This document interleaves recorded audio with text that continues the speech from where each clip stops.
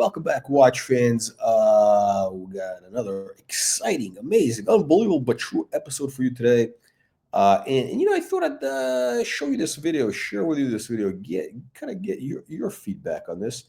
Because I find it quite interesting. We got ArchieLuxury, the Bogan of Breguet, the Hungary hippo, the horned walrus. He's got the two horns in his head, and I think he actually copied he's actually talked about this topic several times, but I think he copied a video that I did a few weeks ago.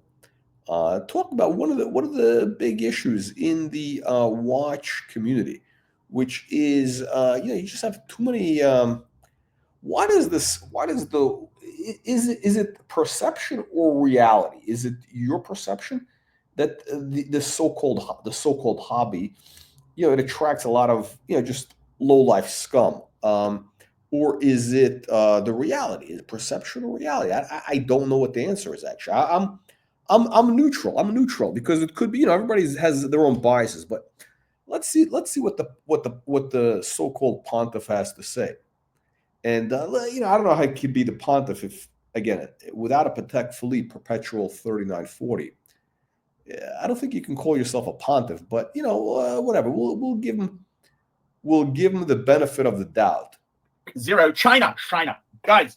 Why does watch collecting attract such dickheads?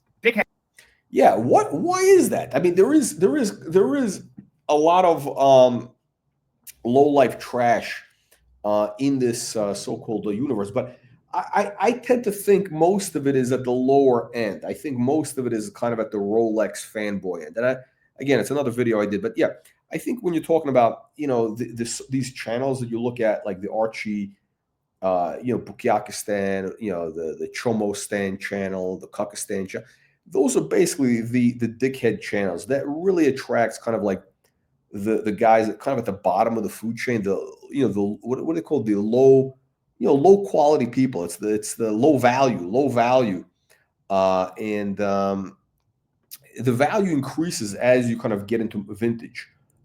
It goes up, and we're talking Patek vintage, things like that. But the basic Rolex, the modern watch channels, it basically you're dealing with trashy people, like kind of like Archie and the people on his channel. Also, we have them on our channel, but those channels get them more. Especially from the Rolex collectors. Why does this hobby attract such fuckwits? Why does it attract such fuckwits like no other hobby? And I gotta tell you something, guys. I am fucking sick of all the fucking dickheads and cocksuckers out there who are destroying this magnificent hobby. That's right, guys. I've fucking had enough. Yeah, I kind of agree. Well, I don't know if I agree because there's always I think things have definitely gotten more agitated since basically since a lot of newbies came in, like in the last, let's call it post COVID. You got the COVID collector, so to speak. Or the people, the Hodinky crowd, the Hodinkies.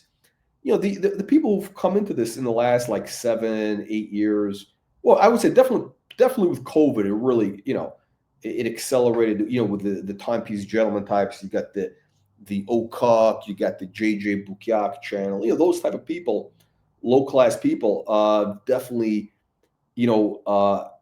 the barbarians have stormed the gates. We have to try to do the gatekeeping. The gatekeeping is failing. The barbarians have stormed the gates, and now they're like, these slobs are all in the, they're inside the gates with their size 7 Skechers and their Breguet shitter watches and their tutors, the chudas. The cockheads, the fuckheads, man, I am sick and tired of for everybody out there. And I got to be honest with you, there are some real fuckheads in this hobby. And it was one of the main...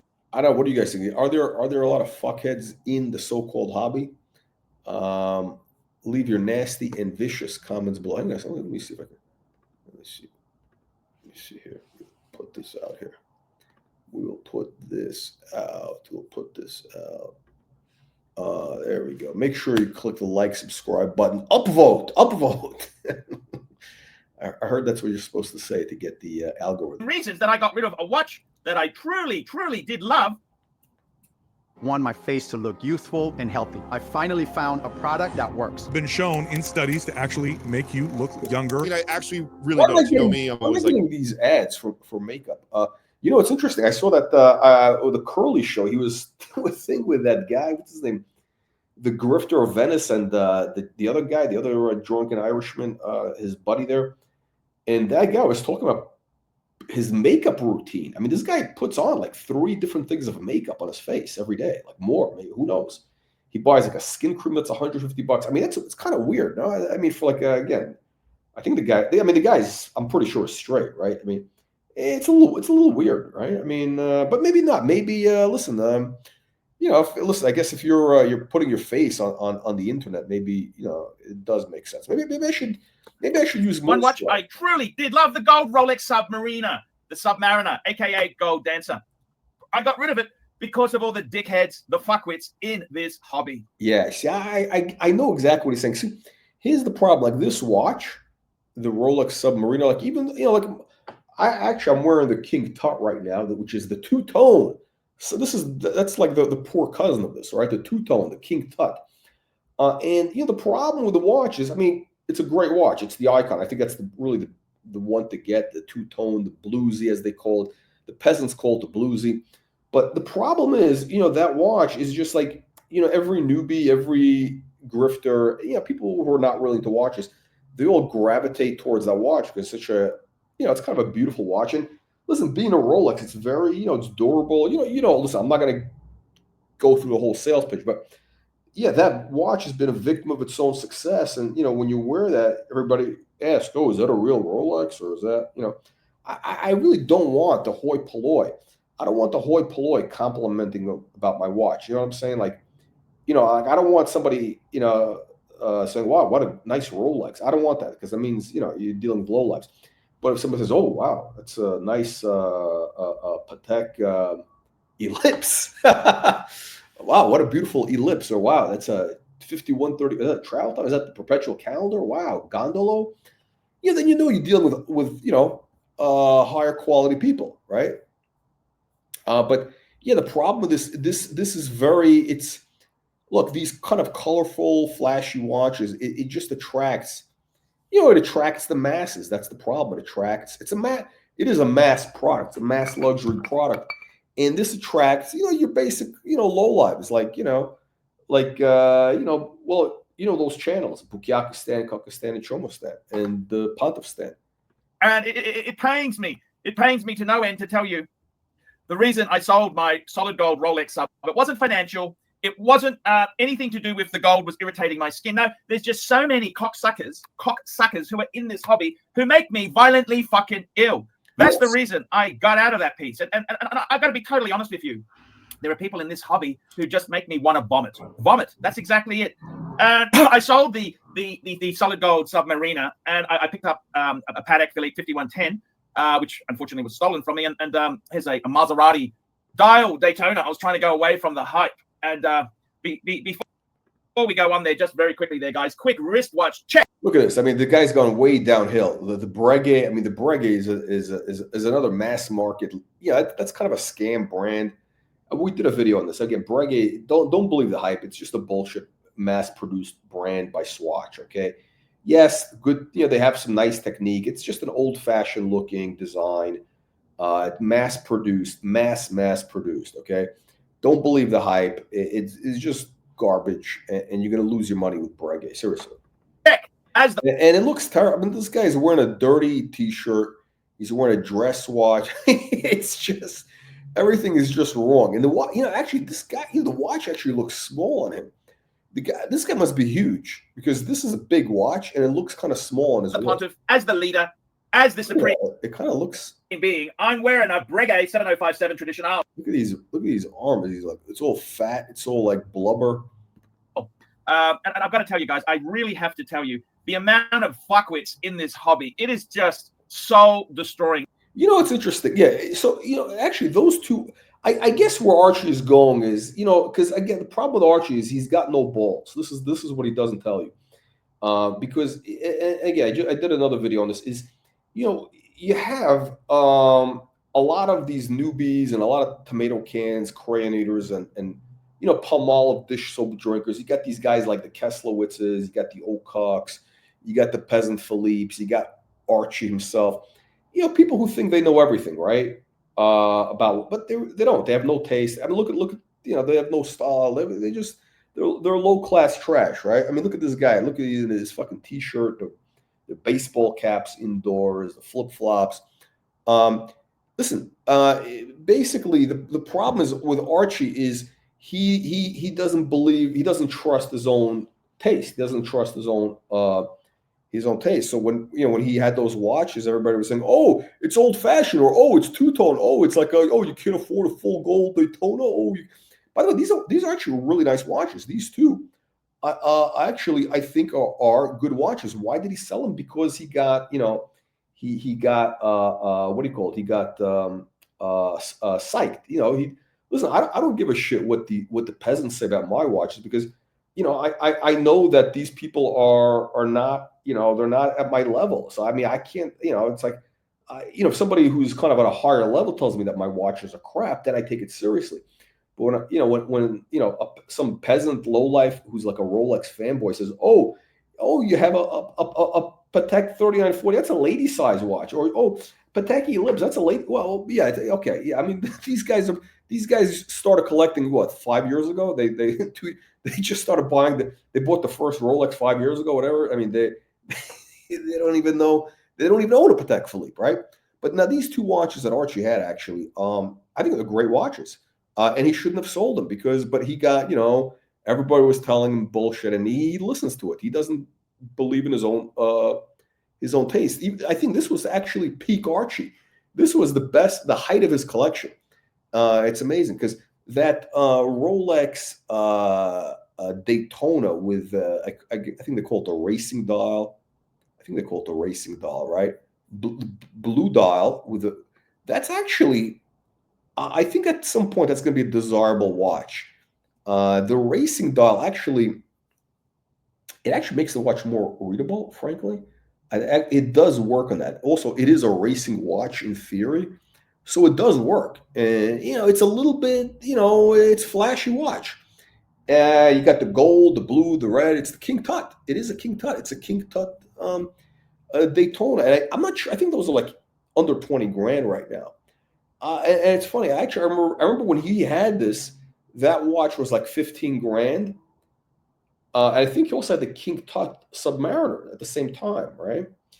And I was thinking of getting that racing dial Daytona, but I was like, I can't do it. It's like, I don't believe in this Daytona bullshit. Like the chronograph, it's a bunch of nonsense. Nobody uses it, right? So I ended up not buying it, but it's a really nice watch. And then he had the World Time, which again, I'm not a fan of the World Time, but that iteration, which is the yellow gold with that first version of it, first series or whatever you want to call it, which came out, I don't know, in the mid, I don't know, 2010 or whatever. It looks a little bit old fashioned, a little bit antique, and that's the way it's supposed to be. It's a nice watch. Would I buy it? Absolutely not. But it actually, the watch works. It has a charm. It's like what, low 20s. And the white gold one that he has now, it's the wrong one. The dial it's all fucking. That's the only words I can use. It's fucking soul destroying. I mean, these guys are just total tools. Absolutely tools. They're absolute total fucking tools. And I suppose the problem with this hobby is that the problem is Archie lets himself get influenced by all the fuckwits that go on his show, but also he's a fuckwit himself. So it's like a giant fuckwit circle jerk, right? You got these people who know nothing, who have bad taste, and they influence each other. That's why they end up with shitter watches. You got, like, again, case in point, you got this. Again, I'm not trying to like rag on this guy, but this guy's a good example. This is a Kesslowitz guy, right? Like, he buys all the absolute wrong watches. I mean, and he's part of that Archieverse, right? Like, he could have bought a Patek 3940, but instead he buys a shitter perpetual, which is dropping in value. He could have had a classic. He could have had the real deal, a watch that would be respected, which Yeah, and I'm kind of surprised because that guy, I think he works in, what is it? I think he does like snuff films or something, like in Chatsworth. I think he directs, or he's a cinematographer. He does something with like, porno movies or something. So, at least, in the film industry, you're around creative people. Those people would appreciate a Patek 3940, right? Especially, imagine if you actually, you work your way up the ladder. You have a meeting with Jeffrey Katzenberg or something, right? Or whatever. Mike Ovitz. Mike Ovitz will know a 3940. Okay, Mike Ovitz will see that 3940 and say, "Wow, this guy's got style. This guy's got taste. I'm gonna hire him to direct, Titanic 2 or whatever, Jurassic Park 10." But when he sees you wearing that shitter, over, the modern Patek, the Thierry Stern horror movie on your wrist, he realizes you're just another, sheep. You're a sheeple. You're a sheeple. You're a lemming. So, he gives it to the other guy, right? This is what happens. But Archie lets himself get influenced by, people telling him, "Oh, your watch is too old," or this or that. You need a new one. Again, morons. Barriers to entry. You can come in as a watch collector and enthusiast very cheaply. See, and this is the whole problem. It is just a glorified pecking fucking order. And this is what is wrong with this hobby itself. Right. It's not exclusive enough. No, seriously. The problem is, no, he's actually right. The problem is it's very easy to get in for anybody, like anybody who's like, I don't know. Okay. I guess a Rolex costs a couple of grand at least to get in the door, right? But for most people, let's say by the time you're somewhat successful in your career. I'm not talking about big time, but I don't know, you're able to pay your rent or whatever. You have you have access to a credit card. You have access to credit. Yeah, you can buy a Rolex for 10 grand. Like anybody can buy a Rolex in America, pretty much, right? And all of a sudden, once they have it, then they become an expert. They become an expert on everything. They know everything. They're like Juan. They're Juan and Hikino. He thinks he knows everything. There is that people can enter the hobby, and it's really sad because you've got people who are enthusiasts. They actually like watches. Exactly. And you've got people who are fucking dickheads who just want to show off. I'm better than you. And it just goes without saying, like, you look at this here. Look, here we go. Here's two really nice watches. You've got an Explorer 2 40 mil. Classic. Again, shitter watch. But again, this is this is the type of watches. Archie's complaining about, why does he have so many dickheads on his channel? And he does. He's got low quality people, just like all those other channels. This channel is the only channel with actually high quality people. A lot of the high quality people on this channel, they don't go in the chat. They rarely pop on, on the panel. They're very low key, but we got a lot of very high quality people. Whereas Archieverse and those channels, they got low class people who buy, like, again, the Rolex Explorer, the what do you call it, the Speedmaster, because Archie has no taste, so he attracts other shitheads. That's what happens. This channel, you punters, you're lucky to have as your leader, as the leader of your cult, you have somebody like the Colonel who actually has a level of taste. I mean, and again, I'm not like, I think I'm being objective here, because think of it. What other watch channel, what other of these so-called watch people has a Patek Perpetual 3940? They don't. Why don't they have it? Why don't they have it? And they could have gotten one. Why didn't they get one? They're stupid, number one. Number two is they have no taste. And number three is they're stupid. Again, Archie could have gotten the 3940. All these guys, but they don't. But again, why don't they have the watch, which is, again, it's known as the best watch Patek Philippe ever made, okay?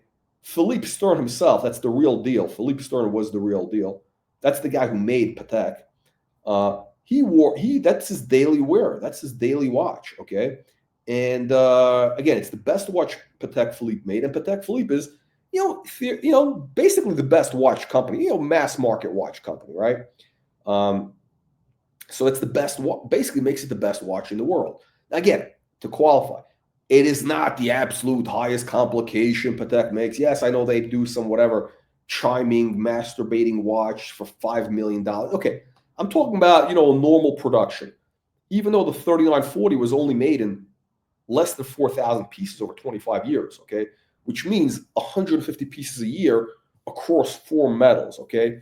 150 pieces a year across 4 metals, meaning that if you buy a Patek 3940G, you buy a top G, there was probably only 30 of those that were sold that year.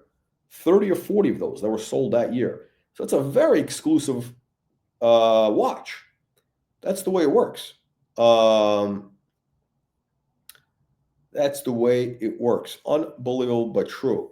So let's go back to back to classic vintage Rolex. Well, classic, not vintage, but classic submarine. A classic Explorer 2 and a manual line. Man on the fucking moon. Just these enthusiasts. A Reverso. That's another enthusiast watch. Beautiful piece. Really under the. Again, wait. Okay, back up. So the Reverso. Here's I understand why Archie's complaining, but the problem is, when you talk about the garbage that he has, again, a Reverso should only be worn in gold. A watch and a strap on a crocodile strap should only be a gold watch. And when you're going to the JLC universe, it has to be gold. Otherwise, you're getting bad vibrations, peasant vibes from the steel. It's another enthusiast watch. Beautiful piece. Really under the radar. Patek Philippe. This is the roll. See, this is what fuckheads should be worshipping.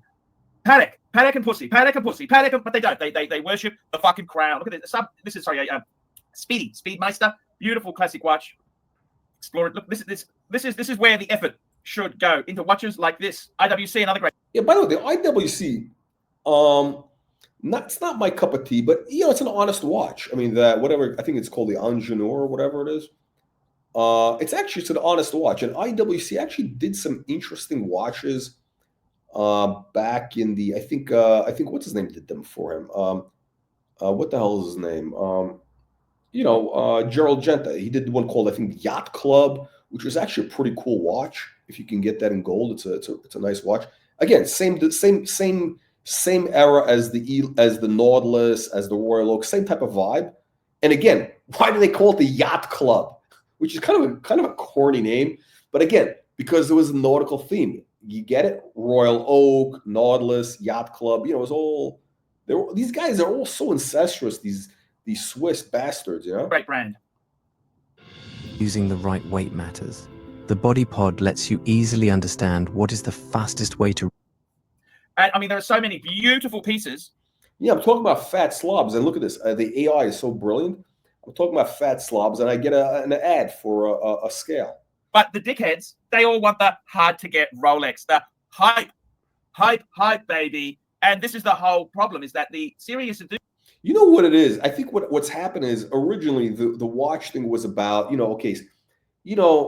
interesting watches, something that's rare, that's interesting, that you have to find. You got to go and research and find and get it. And you have to know stuff, right? Number one is you have to have because look, I think when it comes to, let's say, these vintage watches, the reason most of these peasants don't buy them is because, they don't have the balls, right? You need to have, number one is you got to have knowledge, okay? Number two is you have to have some taste, and then you got to have some balls because, you never know. I mean, something might be wrong with the watch. You never know. You might need a repair. It's possible. You never know, right? There could be other issues, right? So, I mean, these newbies, they want to be reassured. They're like infantile children. They're children. They're children. They want something new and shiny out of the box. It's a very American way of, it's the fucking Americans. It's the Americans and the Australians. I mean, and the Canadians. They're the same. It's especially the Canadians. It's the bottom of the barrel. And the Australians, they want the new. I mean, the Australians have no taste. That's even worse because the Australians. I mean, again, look. Again, with Archie and his Bogan watches, it's the way it is. Let's see here.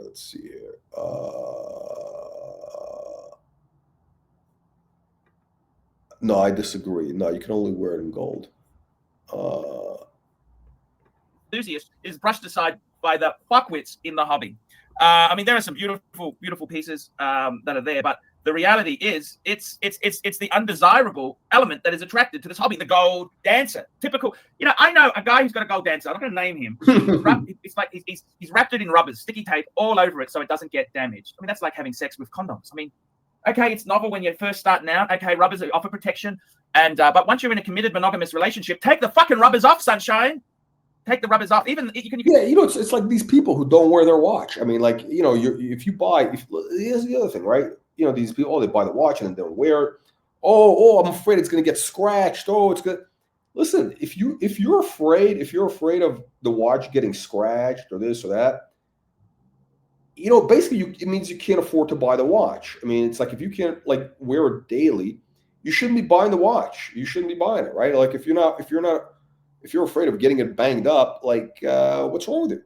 You can use the withdrawal method. By the way, that's part of the look. It's okay if it's got some scratches. If you're worried about, I got some scratches on the Bentley. It doesn't bother me a bit.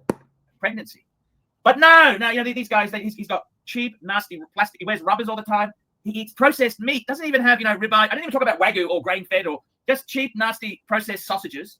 And, you know, I saw this fucking cunt filling up with gasoline. He buys the cheap, nasty gas. That just says it. Mate, the only thing nasty is if you got that E10 shit. Get the E10 shit. You want to be a... Okay, I don't know these Australian gases, but again, this is the guy that drives the BMW 3 Series. I mean, I bet Archie... You know, actually, I think Archie probably puts in the good gas in his car. I bet he does. Because, you know, it probably, like, it makes him feel better. Like, wow, like I'm a high-performance driver. He probably buys into that whole thing. But again... With a BMW, you probably shouldn't be using good gas in because it's a shitter car. It's like a rental car. It's like when you rent a car, do you fill it up with a premium? No, you fill it up with the cheapest gas. I mean, if you're driving a BMW 3 Series, you should be filling up with the shittiest gas pot because, you know, I mean, the car is garbage anyway. Complete turd in the backyard. That's what I say there. And this hobby, you know, I've got to be honest with you. Why does it attract such dickheads? Finally, some money. And the big thing you've got to realize is if you have a look at how, okay, who is the head, you know, who is in charge of all the rules? Well, it's the manufacturers, okay? The manufacturers. They set the rules, okay? Because let's face it, the manufacturers themselves they say who gets what. Oh, yeah. So here's the problem. I get distracted. So the problem is, right? But the problem, what's happened with this, the so-called watch hobby, whatever, in the last, you know, in the COVID era, which has kind of perverted things, you know, when all the newbies came in, now it used to be watches were about, you know, again, I give an example. If you look at a real watch collector, you look at this guy, John Goldberger, right? Oro Montanari, right? Yeah, this guy's got like 2,000 watches probably. Who knows? Thousands of watches, literally thousands. But to him, he collects, I mean, he does have mostly high-end stuff, very high-end stuff, very rare high-end stuff. But he also likes cheap stuff, weird stuff that's, you know, like, okay, wow, this is just an unusual, funny watch. Like, you know, it's about the hunt. For him, it's about the hunt. He doesn't buy new watches. Do you think John Goldberger ever bought a new watch? I mean, yeah, probably bought like whatever, like as some special release, kind of as a favor to friends, you know, whatever. And then he gets rid of it. But what's happened is this whole watch thing has become all about like, okay, how do you get access to the AD? Oh, how do you get the hype watch? I want the hype watch because that's the watch I'm supposed to want. That's the watch I'm supposed to want. I want only the hype watch, the new hype watch. So it's become all about that, right? It's all about basically guys competing about the status.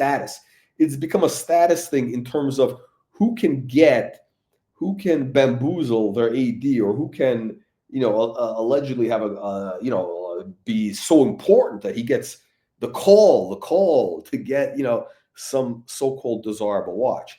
And I think if you're in that world, that's kind of really the bottom of the barrel. It really is the bottom of the barrel. I mean, it's like, you know, if you're talking about Rolex, all that shit, it's, you know, you're a tomato can, basically. You're a tomato can and a crayon eater. I would completely refuse to play in that space. Completely. You know, I bet if I walk into Patek and say, listen, you know, I'm the proprietor of the Watch Reporter channel, you know, the very prestigious Watch Reporter channel. And I'll tell you what, if you give me this watch and you give me a discount on top of it, we'll say good things about Patek, and we'll get all the tomato cans to come to your shop and buy your garbage. We'll buy your like Calatravas and your undesirable stuff and your Coda 1159s. They probably would do it, but I don't believe in that. It's like, I find it very distasteful. But again, this is what so Archie's correct here. Archie, they dictate the terms because they control the supply. They control the supply. This is the first part of the food chain is distribution. They control wholesale, and they control who their product goes to. They control who the product goes to. And what I've got to tell you is this. Have a look at that. There's 3 Breguets. People think I'm nuts for having 3 Breguets. These are the most classiest wristwatches known. Okay, so listen, to give credit to this Bogan, this horned bastard, is at least okay. He's kind of going a little bit off the beaten path. He's going towards Breguet, and you know what? Listen, my opinion of Breguet is that it's basically garbage. I know it's craft, whatever. We did the whole video. I'm not going to repeat it, but it is basically garbage, right? But you're getting a lot of bang for the buck here. You're getting a lot of bang for the buck in terms of. I shouldn't say that. I shouldn't say that. It's wrong. It's a value trap, is what it is. It's a value trap. You think it's a value stock. It's not. It's a value trap. It looks like you're getting a lot of value, but at the end of the day, you got a Breguet. That's the problem with the watch. Oh yeah, it's a lot of gold on the wrist, but it's a Breguet. That's the fucking problem. Yeah, it's a lot of so-called horology, but it's a Breguet. That's the problem. It's just not a. It's kind of like an Oris or a Tuda or Chuda. It's the same idea. But he got these 3 shitter watches. I mean, the one on the left, the white one, which is like, again, it's the wrong one. It's like, it's not best of breed. It's the if you're gonna go with Breguet, at least get the Daniel Roth era. At least get like that late 80s, early 90s. Okay, maybe get a complication, because they do some nice complications. But instead, he gets this the one on the left, the white with the Arabic. I don't even know what that is. I mean, if you get Breguet, you have to have Roman numerals. That's the whole idea. That's the Breguet look. You want the Breguet look. He gets like something that looks like a Timex. Then he gets this chronograph. Again, why does he need a chronograph? I mean, does he do any exercise? Does he race cars? Does he race horses? No, he's a fat slob that sits at home eating potato chips and farting all day. And then he's got the other one on the right, which is the TVG watch, the rodent. It's the rodent. That watch is a rodent magnet. It's a rat breeding watch. You got the rodent. That's the fake aristocrat that has one. I mean, the watch is completely ridiculous. It's it's basically it's a joke. It's a joke. But he gets 3 of them. He goes in deep. And now, why is he doing this video? Why is he bitter? Because his audience, which is all a bunch of tomato cans, Rolex fanboys, Rolex Omega Chuda fanboys, they don't understand Breguet. It's like, this is too advanced for them. Like, I mean, and Breguet is the bottom of the barrel. It's too advanced for these punters, right? So he's bitter. But I understand where he's going. Listen, at least the Breguet, it's an interesting choice, I guess. I mean, it's totally trash, but at least it's better than like his usual thing of buying 3 identical Omegas or something. Man, but I'm the fuckwit. I'm to be laughed and scoffed at, because I should have gone for Panda Daytona, Coke. I should have gone for a Batman, a Batgirl. Yeah. That's right. That's what happened. Yeah. You see, this is see now. What's so funny? This is so funny, because on Archie's, it's funny. On Archie was like ragging on me and all his peasants, like, oh, this guy's got the lady size Patek. Oh, it's the lady size Patek. Because they don't know any better. These guys are all peasants wearing Rolex tool watches, right? I mean, it's and then Archie now that he goes into Breguet, he's getting a taste of his own medicine. The peasants are turning on him. The Rolex and Chuda and Omega peasants are turning on him. Why didn't you get a Batgirl, a Bat? I don't know, whatever, Batman and Robin or whatever it is. These fucking Rolex and who knows what. These fuckwits, they call it the Bruce Wayne because it doesn't want to be a girl, doesn't want to be Batgirl. Oh, Bruce, Batgirl, right? Okay, so why is that watch called the Batgirl? And now they're calling it the Bruce Wayne. I get it. That's funny, the Bruce Wayne, because it's not. Bruce Wayne, what a fucking tool! What a fucking tool! And this son of a bitch has gone out selling. He's become a preacher. He's become a preacher for the onion. Honestly, it just makes me so fucking sad. It's horrible. This is a well thought out collection. Look at this: 3 Breguets, a JLC master compressor, Patek World Time, 2 of the most iconic chronographs in steel, a Zenith El Primero open heart, 3861 Speedmeister, and we'll throw a Rolex in for good order. How's that? Hey, look at that. That's a thought out collection. But no, hype, baby. Yeah, so the Archie collection, I mean, it's still, I mean, and kind of the irony is, again, he's got that shitter Louis Vuitton box, which is, we actually did a video on these Louis Vuitton boxes. I think Archie's is fake. I think it's a Fugazi. It looks like a Fugazi Louis Vuitton box. Now, again, the collection here is nasty. It's vicious and nasty. It's nasty and vicious. What do we got since the last time we did this? The only decent watch here, I think the only decent watch is that JLC master compressor, whatever the fuck that is, which is at the top right. And that, I only say that because actually, the Zenith, the Zenith chronograph, it's kind of an interesting watch.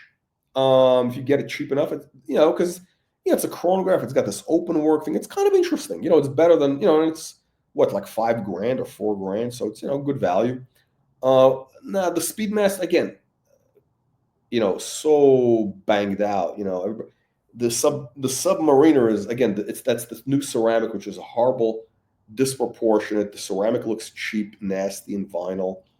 At least the JLC, the master compressor, I mean, it's a big, giant piece of gold. The dial is beautiful. You got this kind of black dial. It actually looks great. And a fat slob like Archie, for fat walrus, bogan, bastard, hippo, hungry hippo, it's actually proportional. It actually would look good. And it kind of looks like an expensive watch, right? It has a certain thing to it, right? The black dial. The dial looks great, by the way. The problem is just too big for most normal human beings. And it's also cheap. It's a good value. It's a good value. You can get it from I think $9,000 or something. It's, again, there's probably $8,000. There's probably $7,000 in gold in that watch. And then you got the Peasant Philippe at the left, which is the sex tourist watch in white gold, totally the wrong color. And then you got the other garbage in there. Again, it's very disappointing. Very disappointing. Again, I mean, the box is worth more than the watches. That's the sad thing. And if you look at the distribution, how is the distribution done? Well, put it this way. It's like a public school, a private school controlling the market. They control wholesale and the distribution through the retail outlets. And the principal is a sadistic, he's a sadistic son of a bitch who he controls who gets what. The customers get what. And you've got flippers trying to make a buck, flippers circling, dealing with the ADs. The enthusiast is pushed to the side. Rolex. Well, Archie, I was talking about the modern, the modern watch market, meaning what do you call it? New watches. And again, this is why I'm not really interested in new watches, because it's like, here is the problem with most of these so-called new watches. Here's the reality, right? There is no difference between the thing that's brand new and stuff from 20 or 30 years ago. There isn't. I mean, the technology is the same. They're just as accurate. There's no advantage. It's just these guys are trying to. There's no major innovation.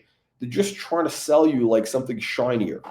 That's what it is with Rolex. I mean, okay, I'm wrong. With Rolex, it is a big difference because of the bracelets. Again, the Rolex bracelets of the past were absolutely horrible.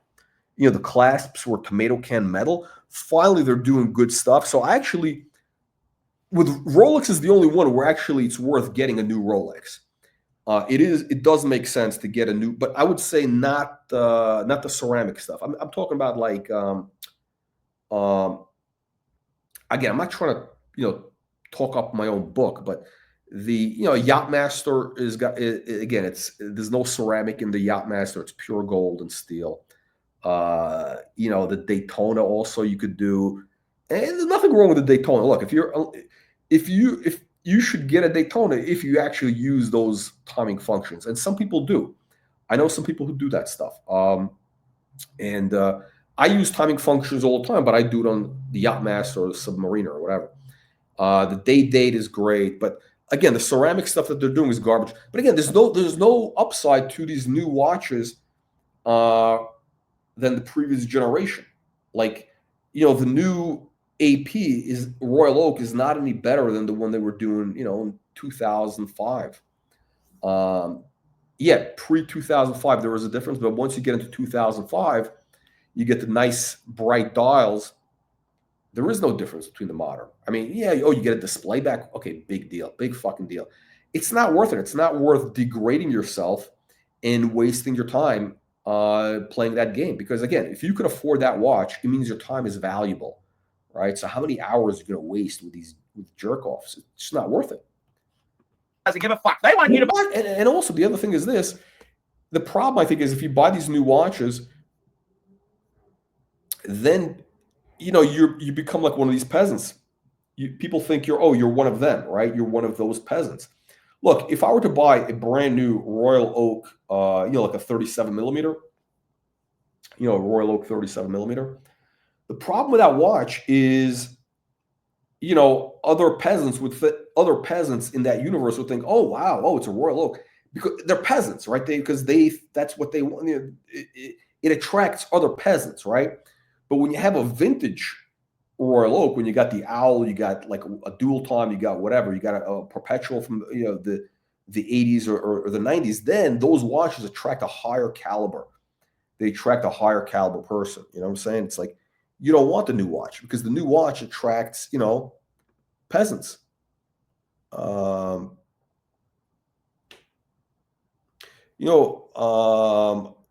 Well, actually, isn't it more accurate to use a digital timer? That's because you don't have to actually think, right? You look at it and boom, the number is right in your face. Look, I think if you have to use a chrono at a racetrack to see how your horses or your F1 team is doing, and I'm presuming you have your own F1 team, right? Like, I presume you're not just a spectator. I presume you're actually the owner of the Ferrari team or whatever, Team Mercedes, whatever it is, right? You're like that guy. What's his name? Flavio Briatore, right? I think, no, he wasn't the owner. He was like the manager, I think. But whatever. You get the point, right? So if you own the team, you got one of your servants who has the timer. You can't be bothered to look at the timer. No, you got to be looking at the cars. You can't. It's distracting, right? When I'm at the Kentucky Derby, I have 3 horses that I own running there, and I got that Baffert bastard there. He's the guy. He's my servant. Baffert is the one that has the timer. I'm there in the box with several attractive prostitutes looking at the horses running. Right. I don't have time to look at the timer. Right. That's doesn't make any sense. Makes no sense. Ceramic subs. Yes. No. The ceramic submariner is no. It's no good. It's no good. Yeah. I'm listening. The thing with the submarine, any Rolex, there is no difference between modern Rolex and the new one. They're just as accurate. Why would you waste the time? It doesn't make any sense. It makes no sense. And the ceramic is, the ceramic is a peasant. It has peasant vibrations. It's got peasant vibrations. Yeah. So I was saying the thing is with the modern bracelets, that is the big advance. That to me is really makes Rolex desirable. The modern bracelets, which have, again, you got the little adjustments, it's high quality, you got all that. Just as long as you don't get into the ceramic. The ceramic is the thing that ruins it. So again, with the Yachtmaster, you got no ceramic, and you got the adjustable bracelet, and it's great. It's great. Yeah. Unbelievable, but true. Unbelievable, but true. There we go. Doc Mick. Oh, Doc Mick became an aristocrat. Look at that. Doc Mick became an aristocrat.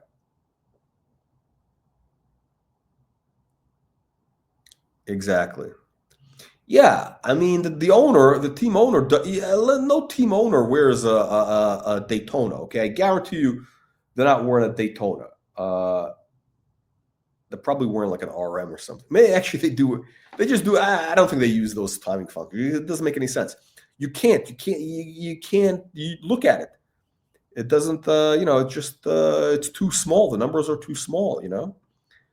Thank you to Baron Duke Davidson. Duke Davidson lifting the peasants from the buy pit. as much garbage as possible to get the hype shit. And I got to tell you, I'm not going to be playing fucking hype master games. I ain't playing the hype games. Exactly. I'm not doing the hype master. I'm not doing I hype concur. games for anybody. I'm not fucking playing this shit. I concur. Never settle unless it's in. Look at this. We're talking about peasants. We're talking about Archie. And what kind of ad do I get? BMW. A shitter BMW car. Available premium leather seats while pulling hair. This is like an iPad. It's an iPad on wheels. I'm not playing hype master games, okay? No. I refuse to participate in hype. You okay? know what's funny? The AI is so good. The problem is, on one of the streams I was doing the pedo talk. I was talking about pedo vibes and all that. And the commercials that came up, I think the AI got it wrong. I got commercials for like, I don't know, children's somewhere. Yeah, the AI is not working properly. The distribution channel, that's like a headmaster who's a sadistic son of a bitch. I use the P word, but the Google algorithm's going to go crazy. It's like having a school principal. He's a P. Pedo. So basically, the pedo. Basically, Archie's saying that that essentially it's like these. Yeah. Well, let him say it. Like the Catholics had. Okay, like the Catholics had. Basically, you're getting sexually assaulted by the school principal, whatever. And he fucks the students to get you. I think he's talking about the OCOC. I think he's talking about the OCOC. Distribution, you got to do what the master wants. And that's who controls it. And you look at how the brands behave. They behave like a bunch of fucking cunts. Absolute bunch of fucking cunts. That's the brands. And I mean... the brands are... that's the other reason I don't want to buy new watches. I don't want to support these brands. I really don't. I don't want to support Patek Philippe. Fuck Terry Stern, okay? Fuck him where he breathes. And fuck, especially Audemars Piguet, fuck them where they breathe. The bunch of scumbags. And as far as the others, I don't really give a shit. Rolex. What is Rolex? It's just like a giant. I think it's like a giant Ponzi. It's not a Ponzi. It's like a what do you call it? Some sort of weird slush fund. It's a weird, new world order Bilderberg slush fund, because in theory it's a private foundation which is supposed to support charities for watchmakers. I mean these guys are making $10 billion a year. How many watchmakers do you think need support in Switzerland? Like 20? I don't know. If Chevrolet or General Motors behaved like Rolex, there would be outcry. If Chevrolet said, okay, we'll sell you a Chevy Craptiva, a Cruise, an Equinox, but you must only service it through us, there would be outrage. But no, because it's a luxury product like Rolexes or high-end watches, they're allowed to get away with whatever the fuck they want. They get away with shit that nobody else in the world could get away with. And the Swiss, they're notorious cunts, absolute notorious cunts. You saw what happened to the Jews in World War II. They had all these people, they put money into the Swiss banks because things were uncertain. Half of these Jews ended up in the fucking gas chambers. And then when the family came knocking and said, we believe my grandfather put money in, or my family put money in. No worries, as long as you can give us the account number and the PIN. Oh, yeah. This is the other thing. Oh, this is interesting. So if anybody knows, Switzerland, Switzerland was, I don't know, kind of a backwater or whatever, more or less up until, after World War II, right? Why is that? Well, look what happened. Basically, what you had was, let's say the Jews in Germany, right, or in Central Europe, right, which were, you had a middle-class population, right, and,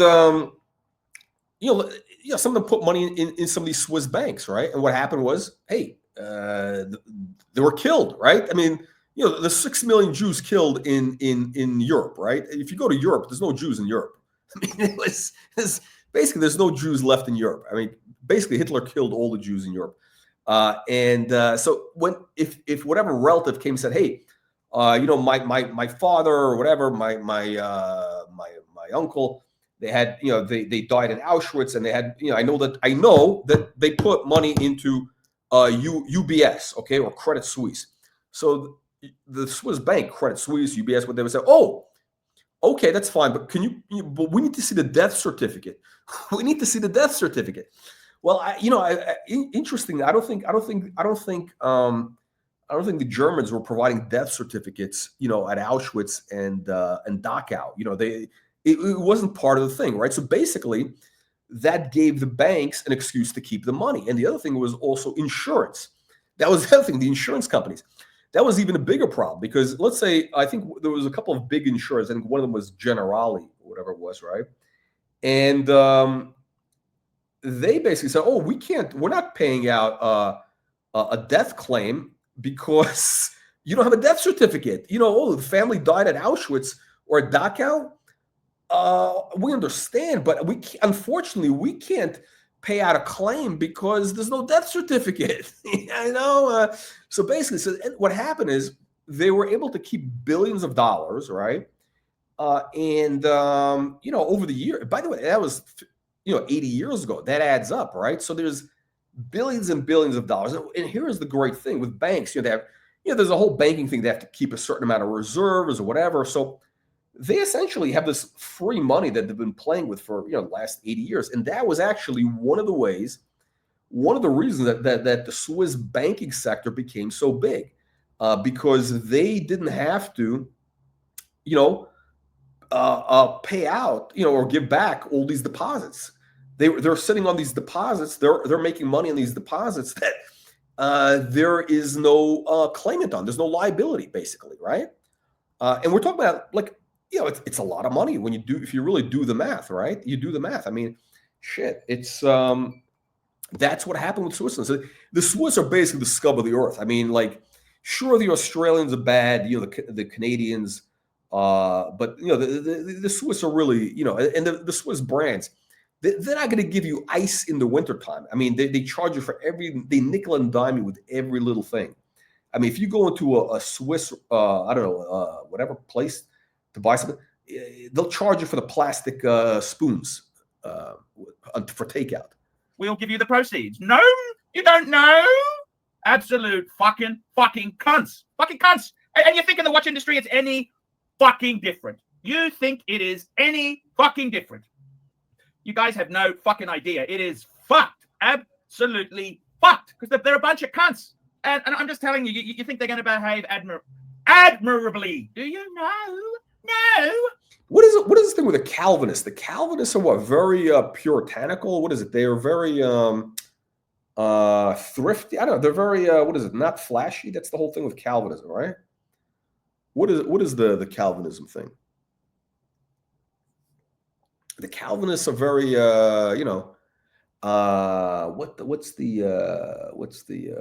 what's interesting is Switzerland is, I'll tell you how miserable these Swiss fucks are. You got this beautiful country, the Alps, clean air, the water is incredible, right? If you can drink the water right out of that lake. Yeah. Right. They're very sober. Yeah, exactly.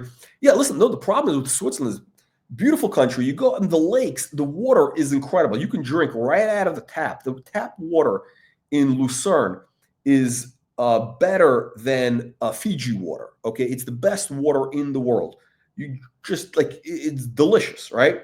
But they're so miserable, these Swiss. I mean, I think they have the highest suicide rate in the world. I don't know what, they're very miserable. They're always doing drugs. I mean, very high drug addiction rate. I mean, I think they legalize. I think they've also legalized suicide.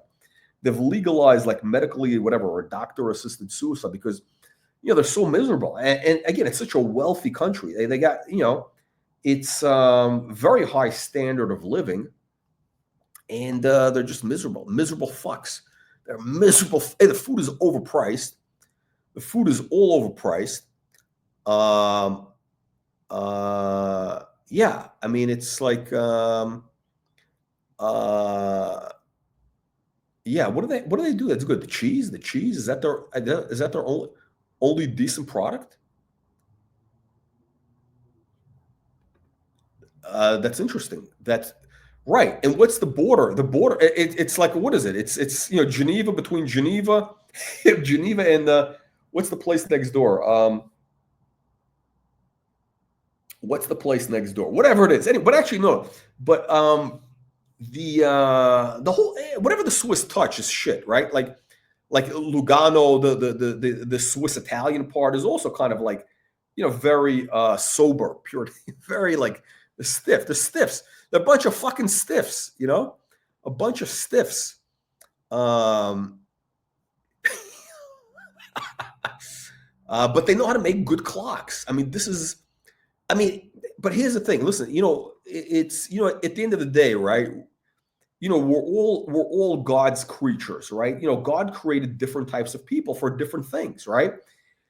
And everybody is important, right? So the Swiss, you need the Swiss because you need that type of person to make these tiny little clocks and tiny little watches.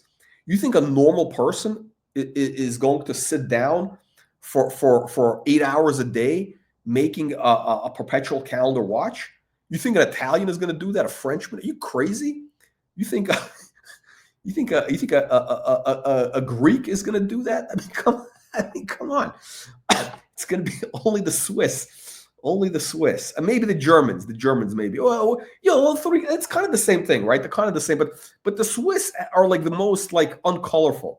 The Swiss are like just bland. They're just fucking so bland. It's like at least the Germans. I mean, like.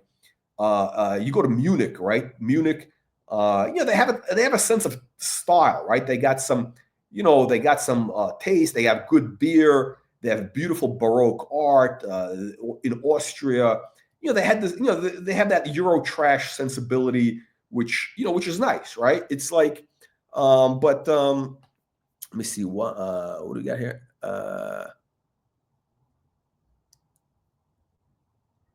The wealth, yeah. No, the food costs like it's gonna pay you what, 3 times as much? 3 times as much. Yeah, that's right. They do. You know what? They make this. What do you call it? The Sphinx? The Sphinx. The Sphinx. The Sphinx 9mm, which is like, wow. I mean, it's all metal. It's all steel, right? It's all steel. And the trigger, when you pull the trigger, it is so crisp. It's like such an incredible, like, it's almost orgasmic. It's but then they make that the Sphinx. Oh, Lyon. I think I've never been to Lyon, but they have good. I think I probably because I took the train from Paris to Geneva. Where does that go through? It goes through. I don't know where it goes through, but Lyon is in the south, no, or west, east. I don't know. Michelin is French. Michelin is French.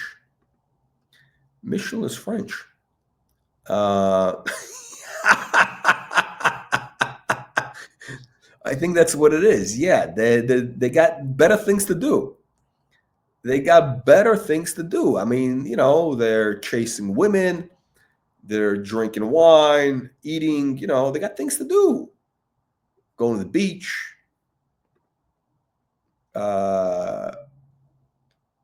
Yeah. Yeah, no, it is very. I tell you what it is. It's so expensive. It's like literally 3 times the price. I had a good meal. It was in Lucerne, right? Lucerne. I think it was Lucerne. And it was at this It was a hotel kind of restaurant outdoors. And I had like a salad or whatever it was.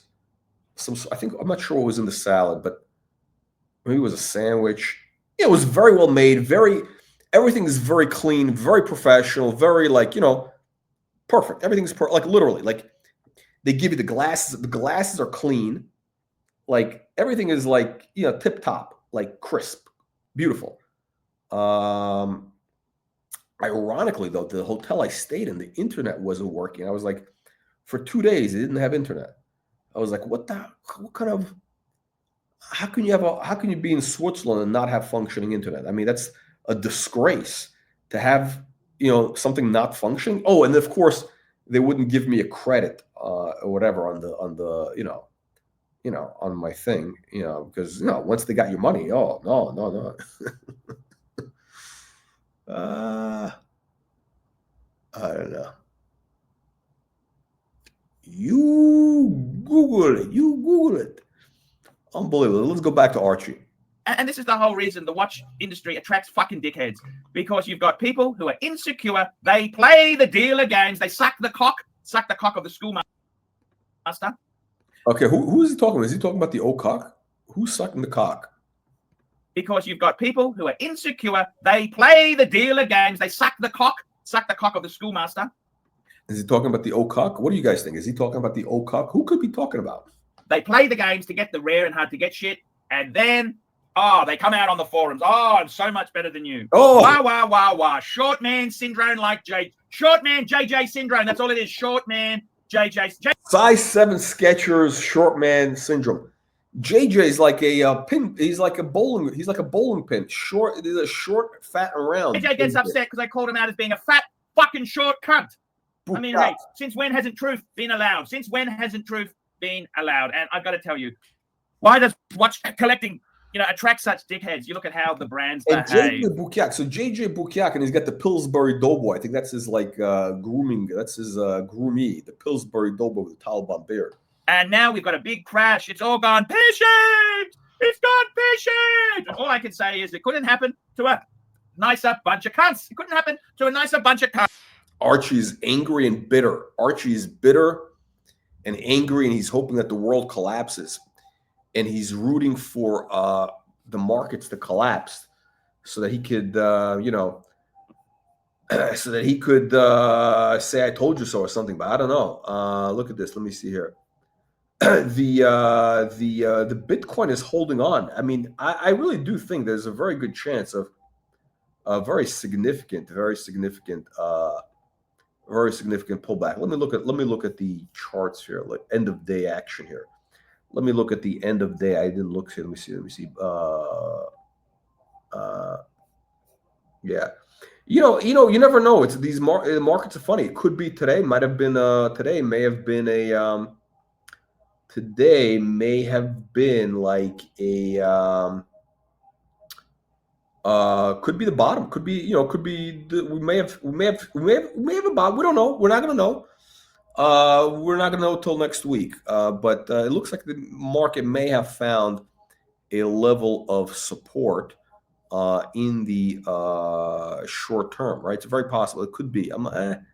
It's hard to say. It's hard to say right here. It looks. It looks like. I mean, it technically it's still downtrend, but there might be a short term bounce. That's what I say. That's right. The Bitcoin. I gotta tell you guys, this Bitcoin thing. I know, like everybody believes it's a religion. It's a religion. It's a cult, and I think the problem with Bitcoin, I'm telling you this, I think Bitcoin really poses, it's the greatest systemic risk to world financial markets. It's the greatest systemic risk. It really is. I think it's much more, it's going to be much bigger than the whole thing with the home loans, the housing crash stuff. Absolutely, because everybody's into Bitcoin, right? And the Bitcoin, it's based on really nothing. Everybody knows it's based on nothing. They tell you, oh yeah, well, it's the electricity to do the thing, and there's a limited amount of Bitcoin.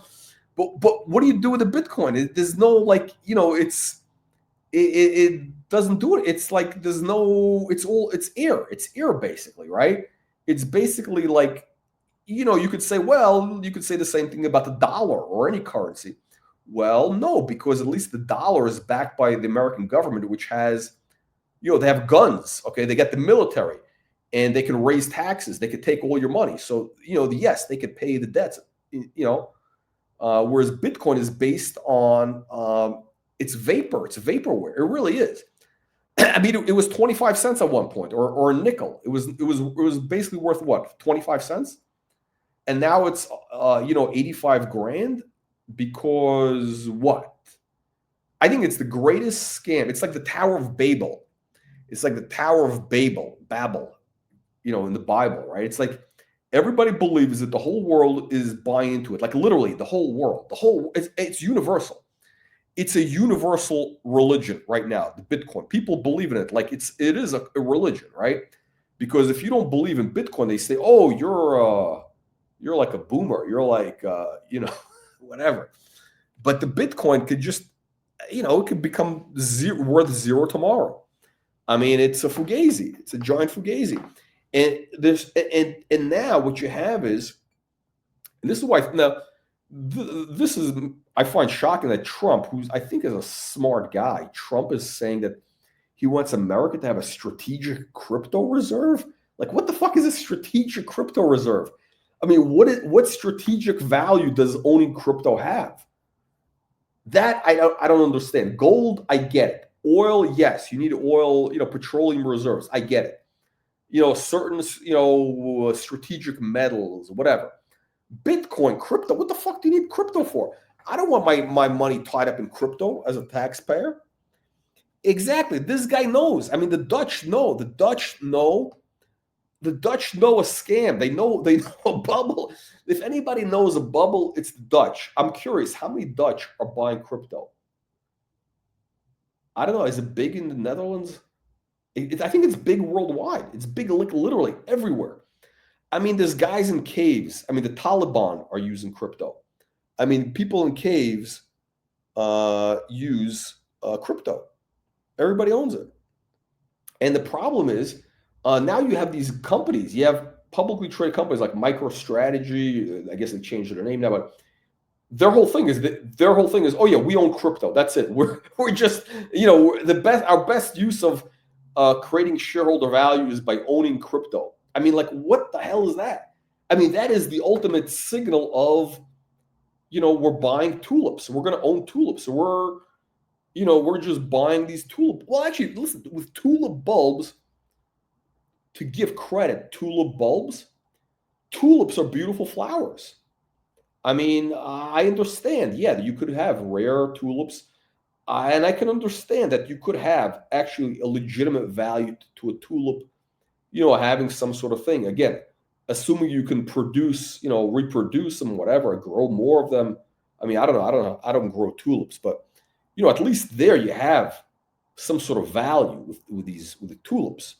But the fucking Bitcoin, you can't even look at it. Imagine you go to the bank, say, hey, I want to take out my Bitcoin. I want to look at it. I want to swim in my Bitcoin. I mean, you can go to the bank and say, look, I want to take out all my money. I want it in $100 bills. I want it in cash. And they're going to tell you, oh, yeah, well, what? Actually, I think in America, they don't even want you to take it out. They're going to tell you, well, why do you need it? Why do you need it? That's what they're going to tell you. And then they're going to say, well, we need like a week to get the money, because they don't have the money. The money doesn't exist. So finally, they're going to get it to you, and then you can take it home, with a big bag full of $100 bills, throw it on your bed, and roll around in it naked. Roll around naked in $100 bills. Okay, at least you'll have some enjoyment. You can look at gold. I think it's very pleasant looking at gold. Gold has a nice warm energy. Gold has actually a very positive energy. I actually get pleasure looking at gold. It's like, it just has a warm, like it's something about it. It's a spiritual metal. It really is. It's a spiritual metal. Platinum is not. Platinum is just an industrial metal. So yeah, exactly. That's what's going on. He's appeasing. I think he's trying to appease the bros. The crypto bros. I mean, that's ridiculous. I mean, yeah, the crypto bros did actually, and also, this becomes a little bit corrupt because he's got his own shit coin, right? He's got the Trump jizz coin or whatever. Yeah.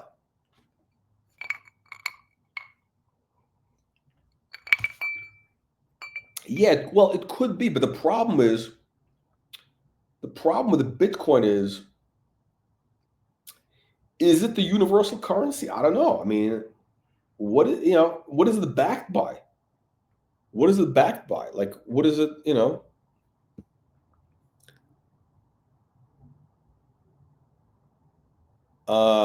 Yeah, there you go. There you go.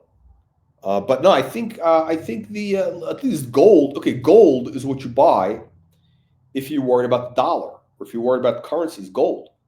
That's why gold is going up. But the Bitcoin is a fugazi.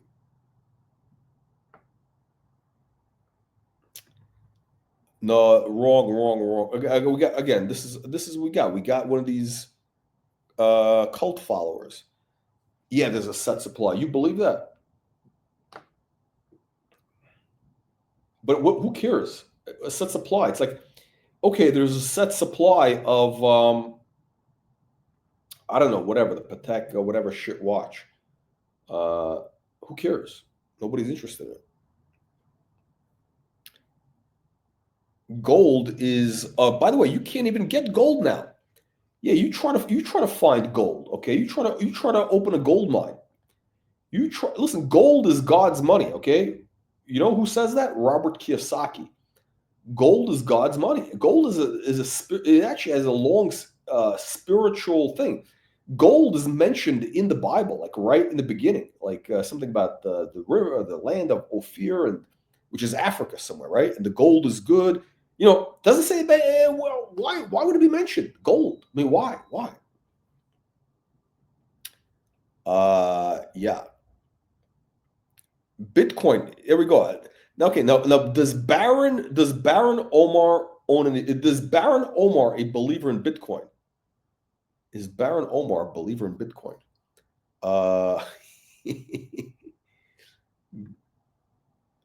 Wait, what Lindy? What is that? Lindy. What is Lindy? Is that the thing with what the hell is it called? The shit. What's that economic term? The economic term, or whatever it is. But yeah.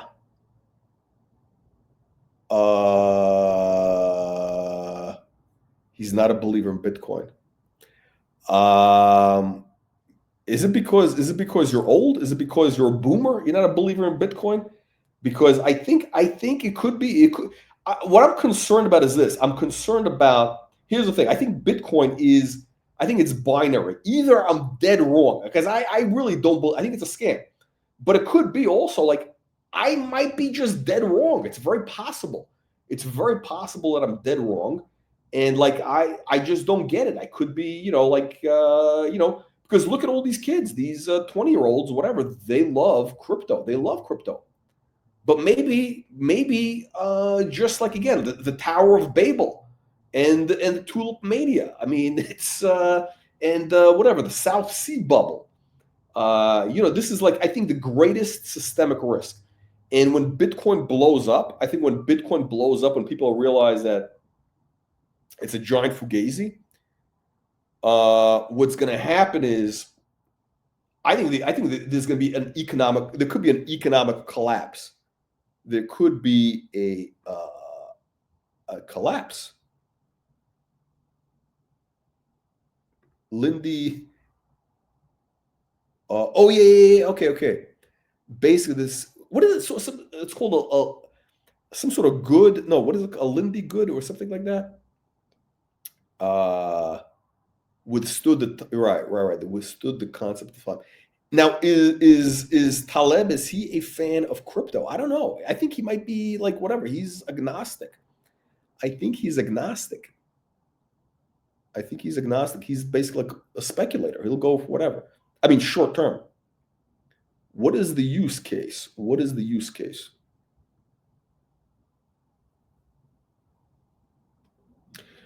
Yeah. Listen, I think everybody agrees. Yeah, okay, it's great. This decentralized finance. I think it's a great concept, right? The whole thing, blockchain, blah blah blah. Yeah, and everybody and all these people out there say, "Oh, you're a Luddite. Oh, you don't." No, I think blockchain, decentralized. It's great. It's the future. It's great. But I just don't believe in some like fugazi. What do you call it? Right. They get paid in Bitcoin.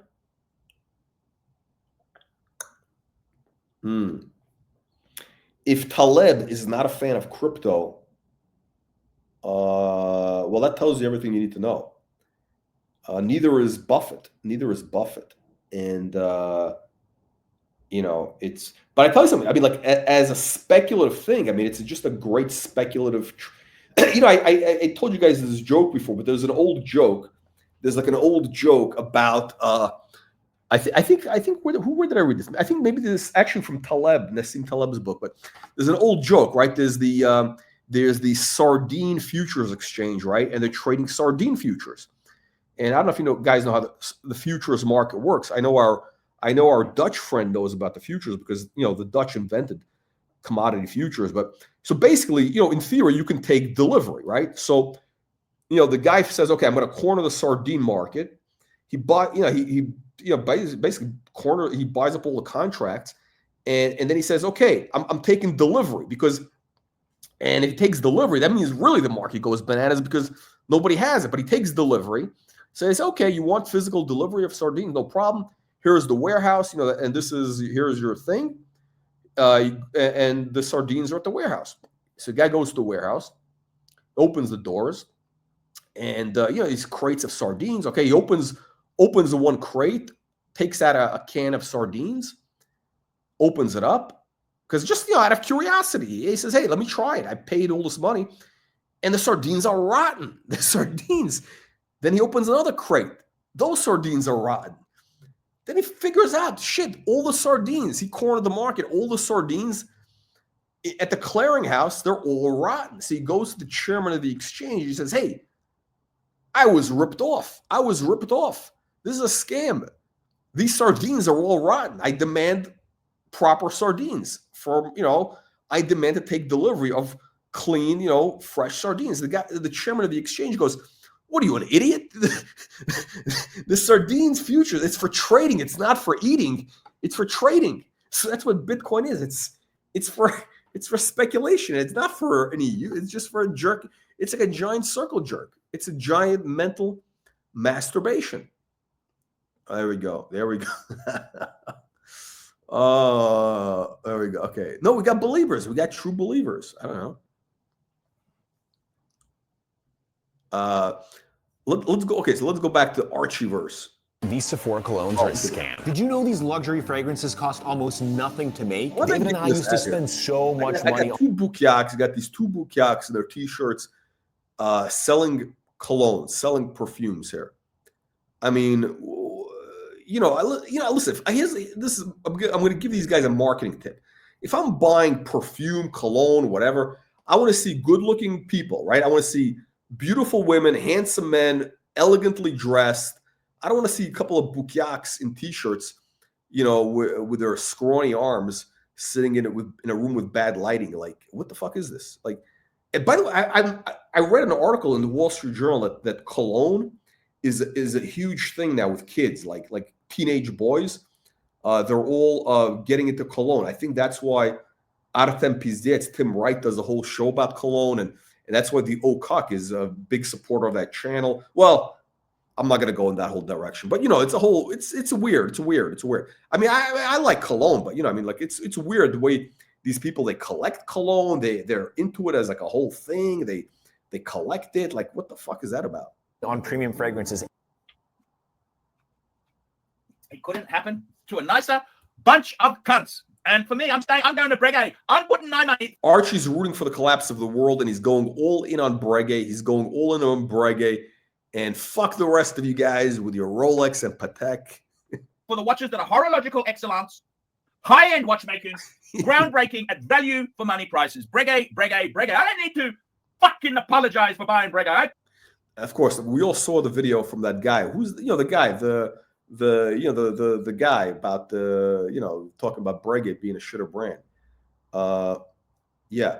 What? Apparently, again, this is an article that came out in the journal, and apparently, what's going on is, teenage boys, like high school, I don't know, whatever, like 15, 16, whatever, like they're buying. I mean, by the way, this cologne is not cheap. It's like, it's expensive. It's like it could be a couple $100. They're all buying this cologne because I think they probably think they're going to get laid. They think that because I remember those commercials from Axe, the body spray, Axe body spray, whatever it was. It was all over. Like that was a big thing, Axe. And the premise of it was, okay, if you smell good, if you smell like Axe, you're going to get laid.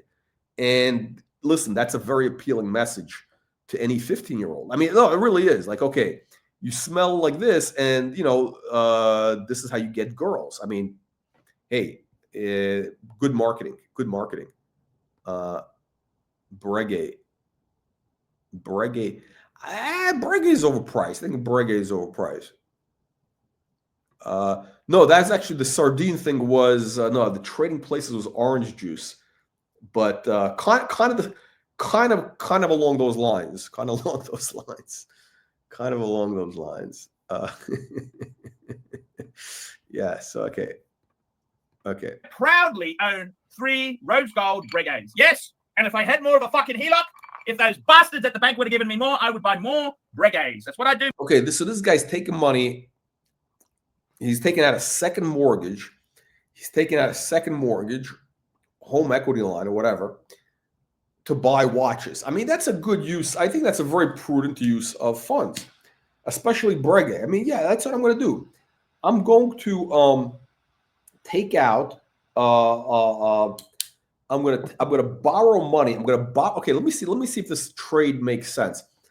I'm gonna borrow money to buy a watch that's basically a depreciating or a dead money watch. Yeah, I mean, like Breguet is a dead money depreciating watch.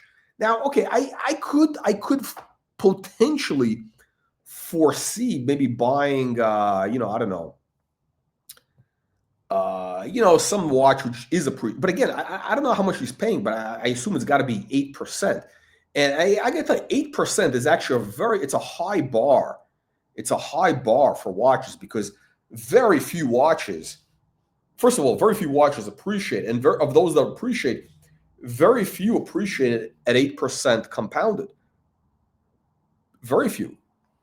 Now, of course, look, on this channel, we tell you about watches that will double and triple in value. And you know, I think I don't know if the word is lucky, but we've had some good winners, right? But still, let's, you know, to borrow money at 8% to buy Breguet, I wouldn't borrow money to buy Breguet at 8%. I mean, I'd borrow money maybe to buy like a Patek 3940. If I get one really dirt cheap, yeah, maybe, because I think that's going to go up. I'm a believer in Ellipse. Would I borrow money for the Ellipse? I actually wouldn't. I wouldn't, even though I'm a big fan of the Ellipse. I think the Ellipse is going to have a bigger move short term, only because I think the 3940 is the blue chip. So I would not borrow to buy the Ellipse. I wouldn't borrow money to buy anyway. It doesn't make any sense. I mean, there's very few watches that have any like real.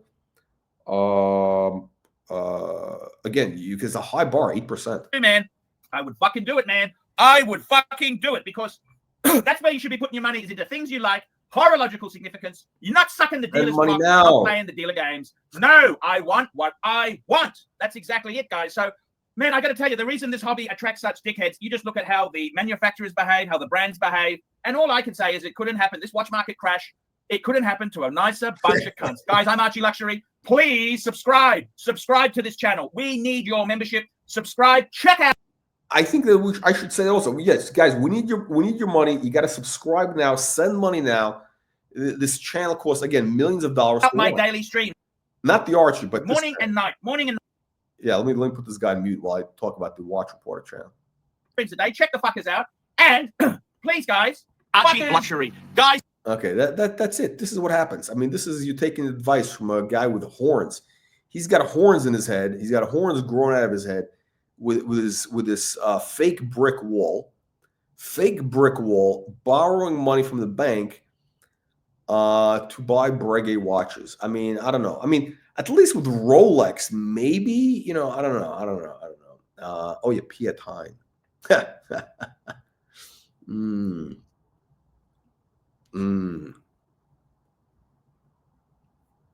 Yeah, the Piatine. I think that might be too intellectual. That's too much of an inside thing. The Pietine, the Ela, it's too much. It's too much. It's too advanced. It's too advanced. It's lost. It's lost on the peasants.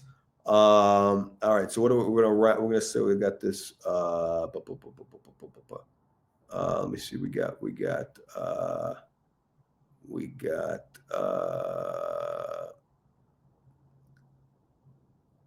Oh yeah, here we go. The shipbuilding is being removed from Taiwan.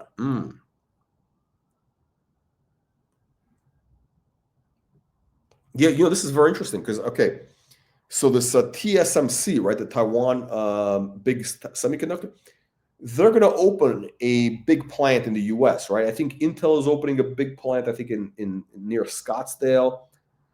So these guys are all going to the U.S., right? I think El Trump is pressuring the Taiwanese, telling them, listen, hey, guess what? We're not going to protect you.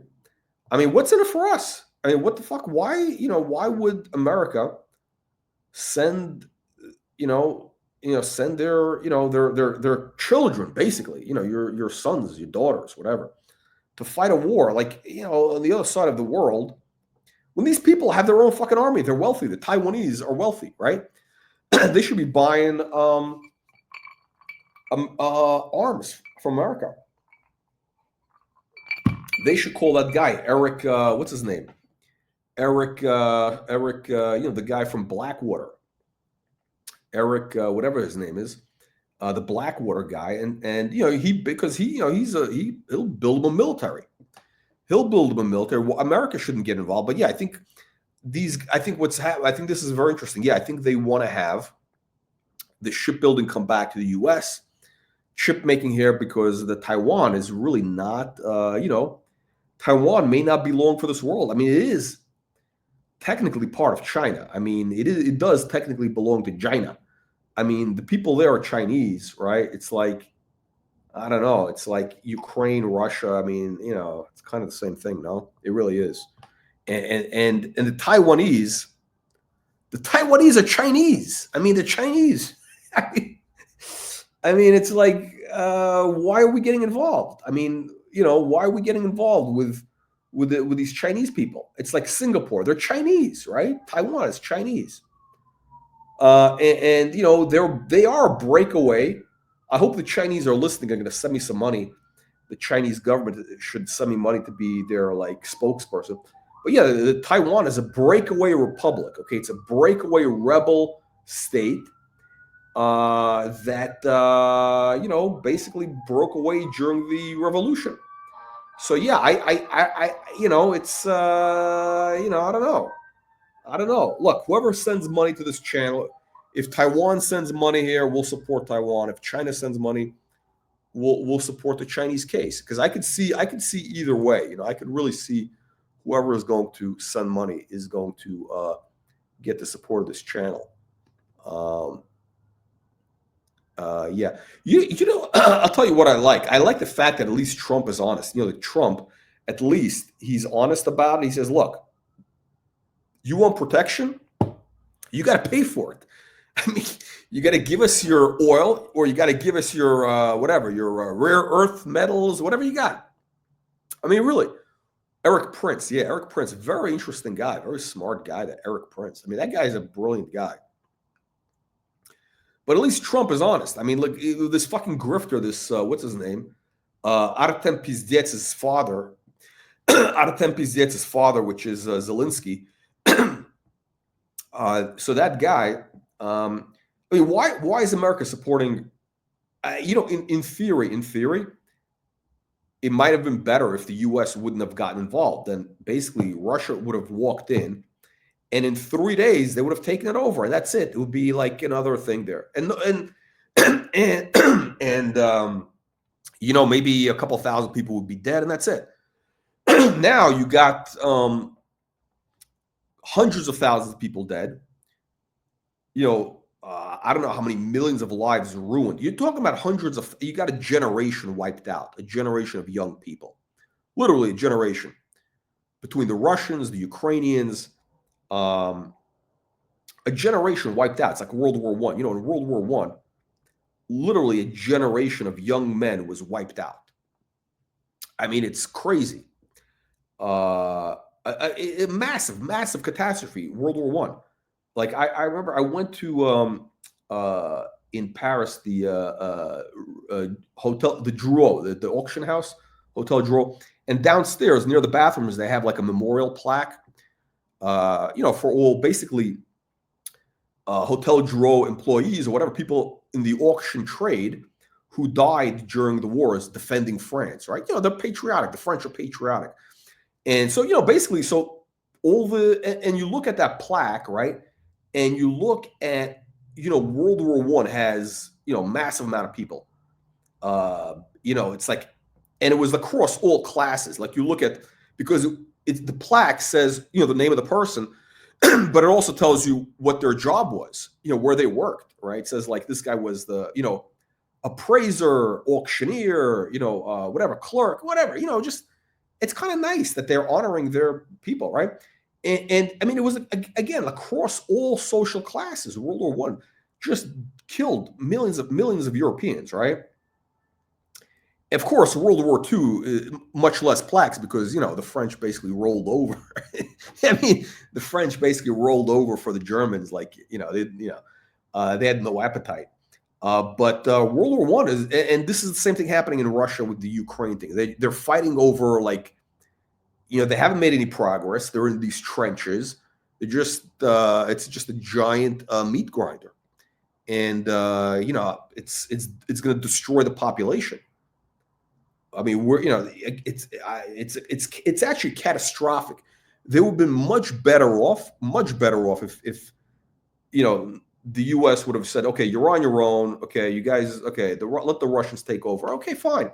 I mean, it's the same fucking people. They speak the same language. It's this thing about, oh, Ukrainians, no, it's the same people. Okay, it's kind of like New York, New Jersey. Okay, it's the same, or I don't know, New York and Boston. Okay. The Bostonians, they have a different accent. They're kind of assholes or whatever. But, they're more or less the same, ethnically, culturally, whatever, more or less the same people. So it's ridiculous. It's Biden. It really is Biden's fault. The U.S. pivoting to be the next Taiwan. Yes. China.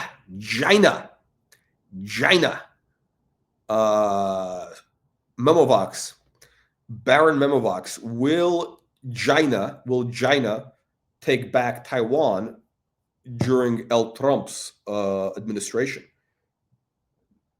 Will China make a move on Taiwan in the next 3 years?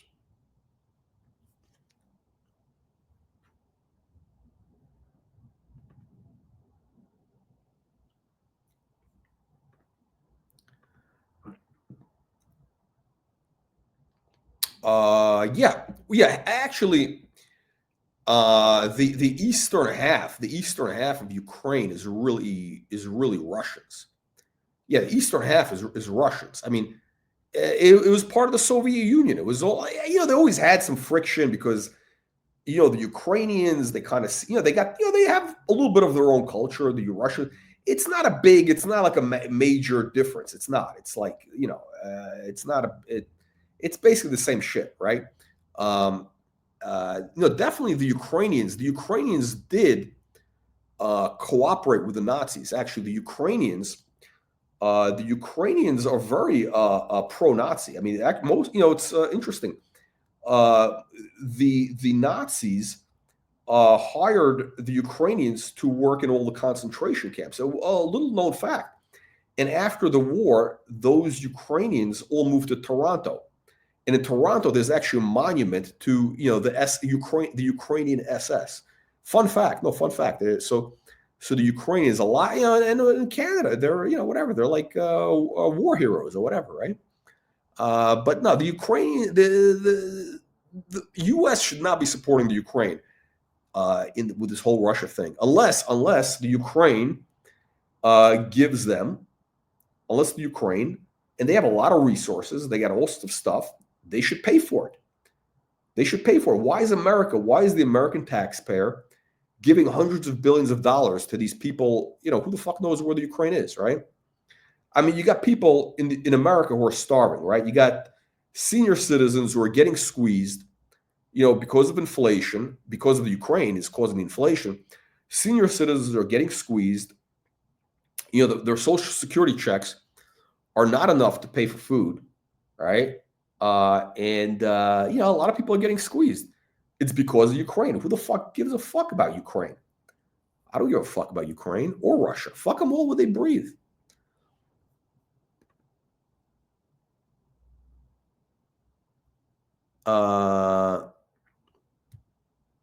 Right.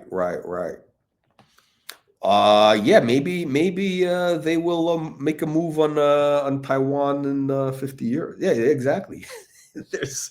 They're really not in a rush. I mean, there's no rush. Yeah, and they're building. They're building a major navy. The Chinese Navy is huge. It's huge.